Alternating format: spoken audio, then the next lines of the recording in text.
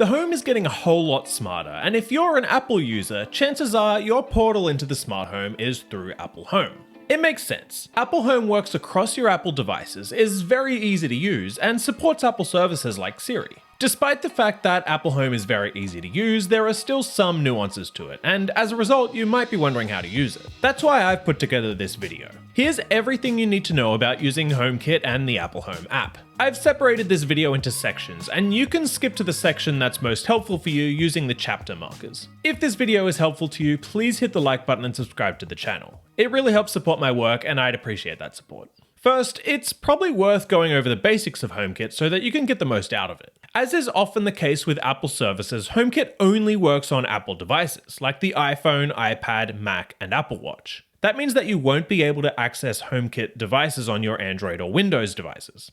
You may be able to get around this by connecting compatible devices to multiple smart home ecosystems. For example, you could control some devices with both Apple Home and Google Home, but that varies depending on the device. Speaking of devices, Apple Home works with products that were made specifically for HomeKit or for Matter. Matter is a new smart home standard that's built to be interoperable across ecosystems, and you could connect Matter devices to multiple ecosystems if you want. Now, to be able to use HomeKit outside of your home, you'll need a HomeKit hub. There are a number of Apple devices that work as HomeKit hubs, including the Apple TV, HomePod, and HomePod Mini. Without one of these, you'll still be able to use HomeKit devices when you're at home. But with one, your home devices will connect to your hub and then to Wi-Fi, allowing you to control these devices securely anywhere you have an internet connection. Your home will automatically select which device to use as a home hub, and you can see what hubs you have by opening the Home app, hitting the three-dot menu button on the top right, tapping on Home Settings, and then tapping on the Home Hubs and Bridges section.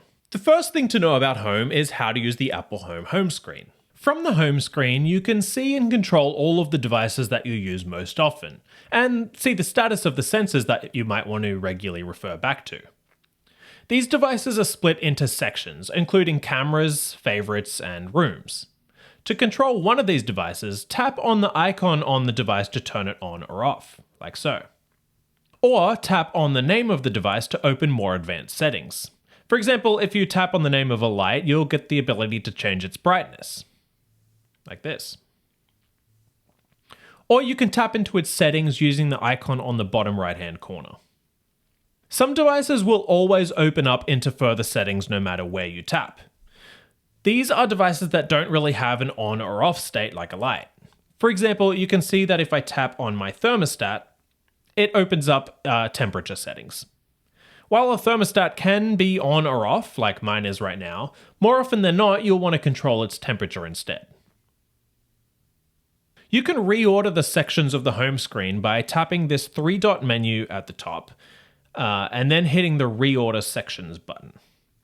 Then hold the three lines next to these sections and drag them to reorder them.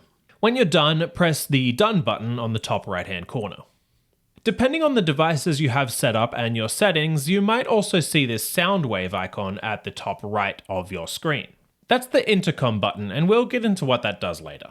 The first time you open up the Home app to get started, it will probably be to add your first accessory. Adding accessories in Home is very easy to do, and most of the time you'll do so simply by scanning a QR code. This applies both to HomeKit specific devices and to Matter devices. To add a device, simply open up the Home app and tap the little plus icon on the top right-hand corner. Then tap the Add Accessory button. If you have a QR code available, scan it in the camera that pops up. Alternatively, you can manually add the code that accompanies the QR code. Normally, the QR code will be on both the manual of the device and on the device itself. If it's not on the device itself, it's worth writing down the code in case you lose the manual. Once you've scanned the code, hit this little Add to Home button. Next, you'll be able to assign the device to a room and give it a name. First, we're going to assign it to a room. It's in the office. Continue. And now we can give the device a name. Photo. Lights.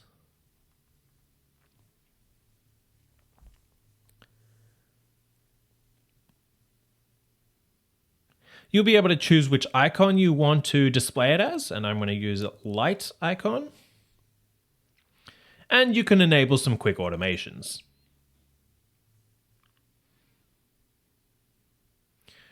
Now you can head to settings, and now you'll be able to select whether or not to include it in your favorite accessories or in the home view. Favorite accessories are the devices that are accessible in their own section of the home screen, as well as in the control center. Normally, you'll want to keep the favorites section near the top of the home screen for quick control.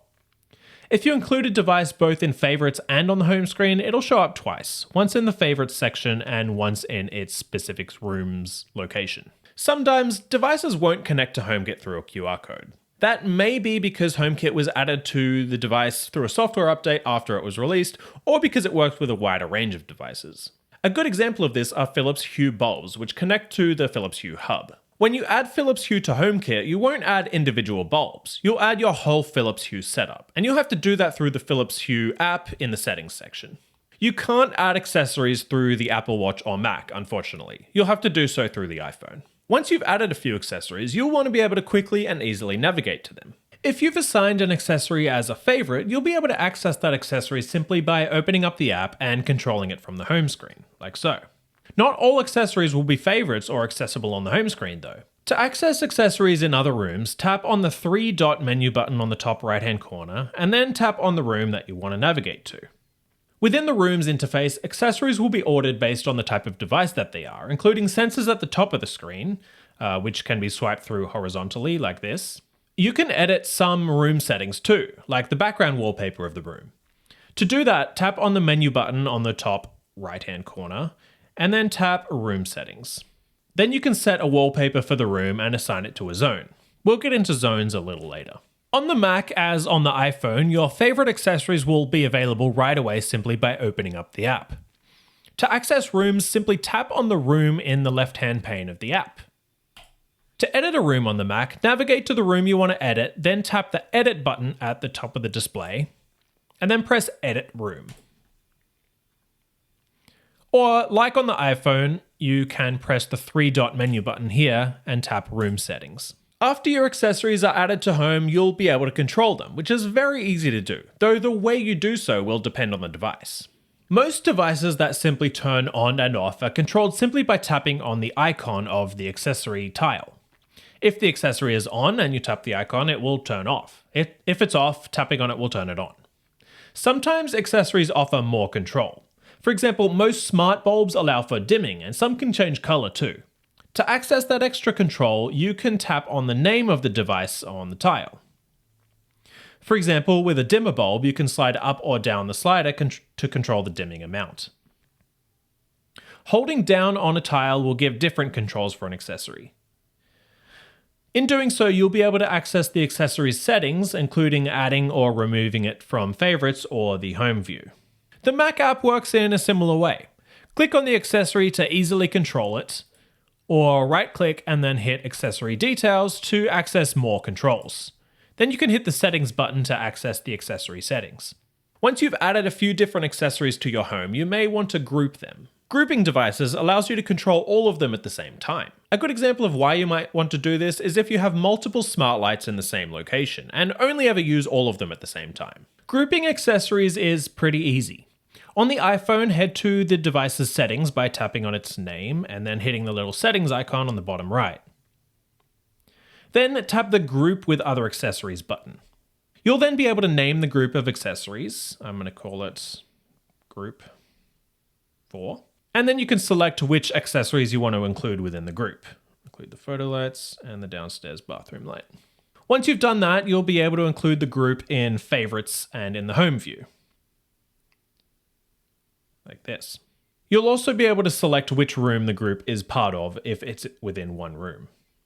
On the Mac, right-click one of the accessories that you want to group and hit the Accessory Details button, then press the Settings. Then hit the Group with Other Accessories button and give the group a name, Group, and select other accessories that you want to include. Then hit the Done button. Oops. Group 5. Once you've done that, you'll be able to select which room the group should be in and include it in favorites and in the home view if you want. If you decide to remove a group, simply head to the group settings and then scroll down to the bottom and hit Ungroup Accessories. In some situations, you may want to get notifications in HomeKit. For example, if you have a HomeKit security camera, you may want to get notifications when it sees motion when you're not home. Notifications are managed on a device-by-device basis. However, only certain devices, like cameras, will offer notifications. Head to the settings of a device that you want to manage notifications for, and then scroll down to the status and notifications section.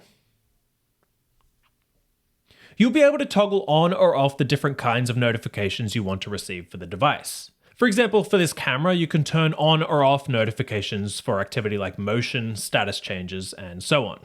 On the Mac, you'll essentially follow the same steps. Head to the device you want to manage notifications for, like this camera, and then tap the Settings button. Then tap Status and Notifications. You can then control the types of notifications that you want to receive. Changing notifications on the Mac or iPhone does not impact the other platforms, so you can choose to get different kinds of notifications on your Mac than you do on the iPhone.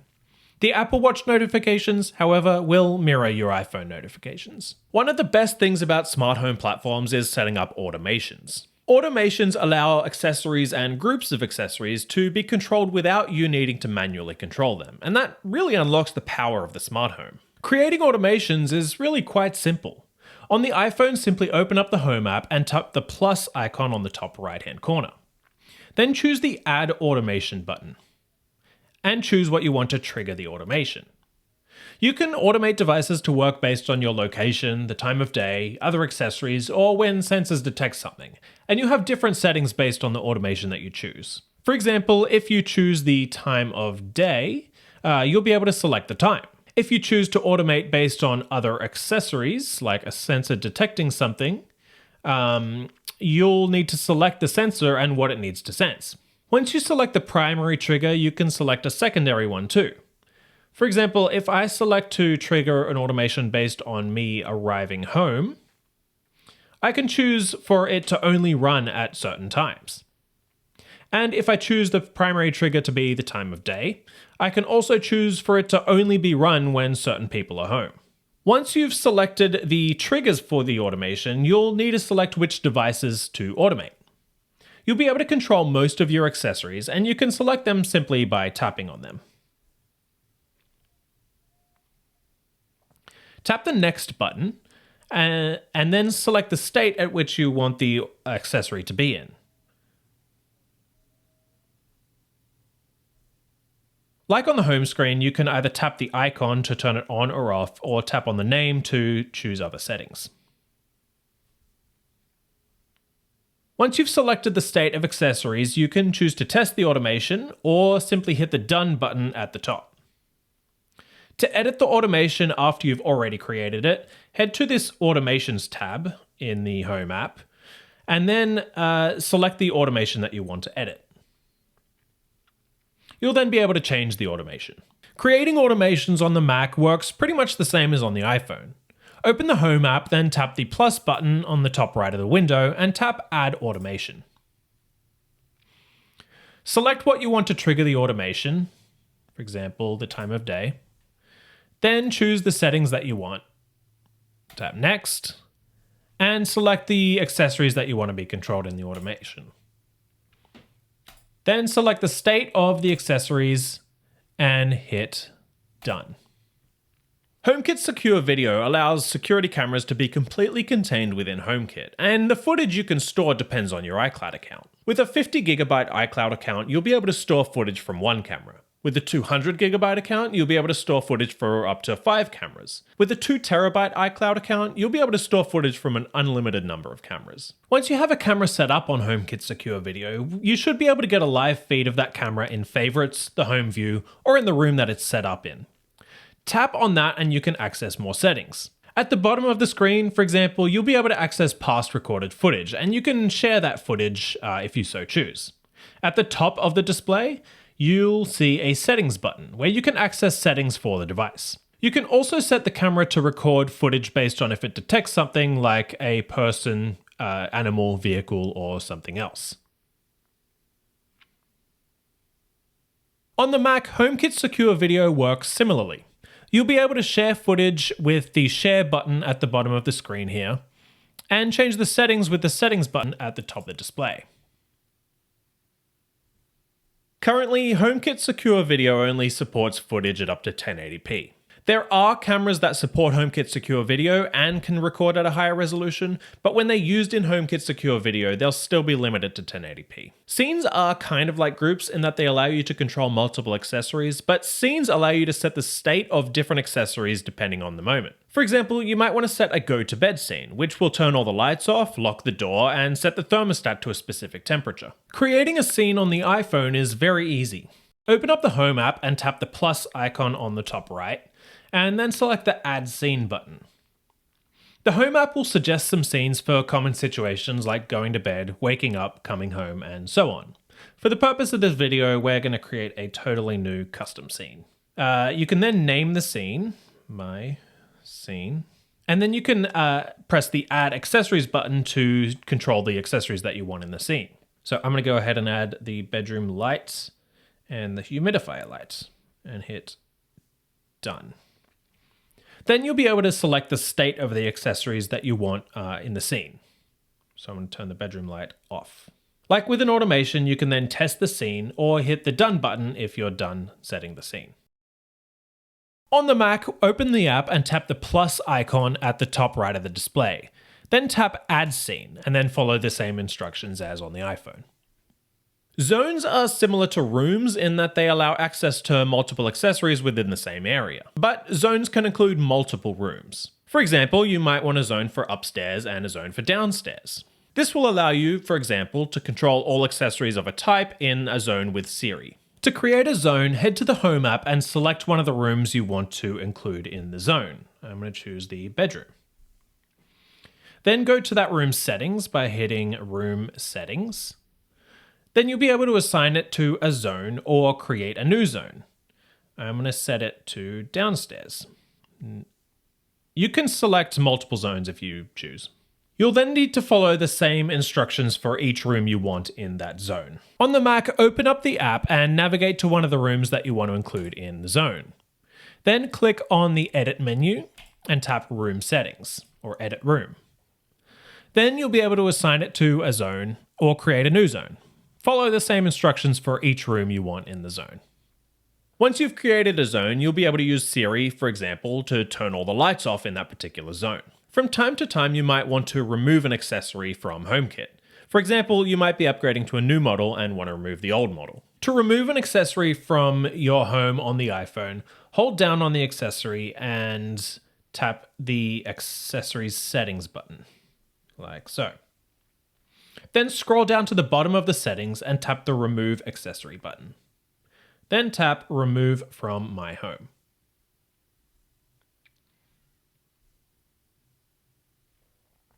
You won't be able to remove an accessory that comes from another service like Philips Hue. To remove a Philips Hue bulb, you'll have to do it through the Hue app. On the Mac, navigate to an accessory, right-click it and hit Accessory Details. Then scroll down and hit the Remove Accessory button. If you have Siri-enabled smart speakers in your home, you'll be able to use them like an intercom. This means that you can record a message to be played on all the Siri-enabled speakers in your home. This could come in handy, for example, to tell your family that dinner is ready without having to physically go to the room that they're in or shout down the hall. Within the Home app, the intercom button is right at the top of the screen. Simply tap on the icon, record what you want to intercom, then hit Done. Dinner's ready. Your recording will play on... Dinner's ready. There it is. Your recording will play on HomePods and compatible speakers around your home. You can tweak the settings of the intercom feature by heading to the Home settings in the app. Home settings. Then tapping on the intercom option. Here you can select where you want to receive intercom notifications on your actual phone from others. And you can select the speakers that you want to use for the intercom. Most of the time you'll want all speakers to be used as intercoms. However, for example, if you have multiple HomePods in the same room, perhaps you might only want one of those to work as an intercom. There are plenty of reasons why you might want to give someone access to the accessories in your home. Perhaps a new roommate is moving in, or maybe you have a guest staying for a few days. HomeKit accommodates for these different situations. To add someone to your room, head to the Home settings by going here. Under the People section, tap this Invite People button. Then you can send an invitation to people in your contacts list. Now, note that they will need to have an iOS device to be able to control your home. You can also tweak what people have access to in your home. By default, people you add have access to everything in your home, but you can tweak that by tapping on their name, then controlling the settings that you want. For example, you can change who can add or edit accessories and tweak who can control accessories remotely. You can also remove someone from your home here by tapping the Remove Person button at the bottom. I'm not going to do that because then my wife won't be able to control the home. On the Mac, open up the Home app and tap the Edit menu, then tap Edit Home.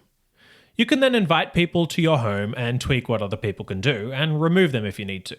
Unfortunately, HomeKit doesn't allow you to give access to only certain rooms or accessories. So if you have a guest room in your home, you can't allow access to just the accessories in that guest room. There's thankfully not much you have to do if you want to be able to use Siri with your HomeKit devices. You can use Siri to do things like turn on and off the lights, turn on and off a switch, set the thermostat to a specific temperature, lock the door, and so on. You can also use Siri to turn on different scenes. For example, if you have a go to bed scene or a leaving the house scene. Siri commands work not only with the iPhone, but also with the Apple Watch, Apple TV, Mac, and so on. There's a whole new level of automation that you can use with Siri too, through Siri shortcuts. Siri shortcuts allow you to integrate your Apple Home with the rest of your digital life. You can control many aspects of your Apple Home with your Apple Watch, meaning that you don't even have to pull your iPhone out of your pocket. On the Apple Watch, open the Home app and you'll be able to see live feeds of your security cameras and see all the devices in groups like your home, favorites, and individual rooms.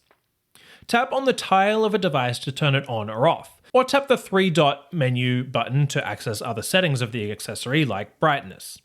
You can also control these accessories through Siri, like on any other Siri-enabled device. You can't control the same level of settings on your Apple Watch as you can on the iPhone or the Mac. If you've given up on HomeKit or you want to start again from scratch, you can delete your Apple Home. Keep in mind that if you do so, you may need to factory reset your individual accessories to be able to use them again. Then, to re-add them, you may need access to those HomeKit codes again. To delete your home, open up the app and head to Home Settings, and then scroll down to the Remove Home button. Tap on the button and follow the on-screen instructions, which I am not going to do. The process is the same on the Mac. Thanks so much for watching this video, and again, please hit the like button and subscribe if it was helpful to you. My name is Christian, and I'll see you next time. See ya.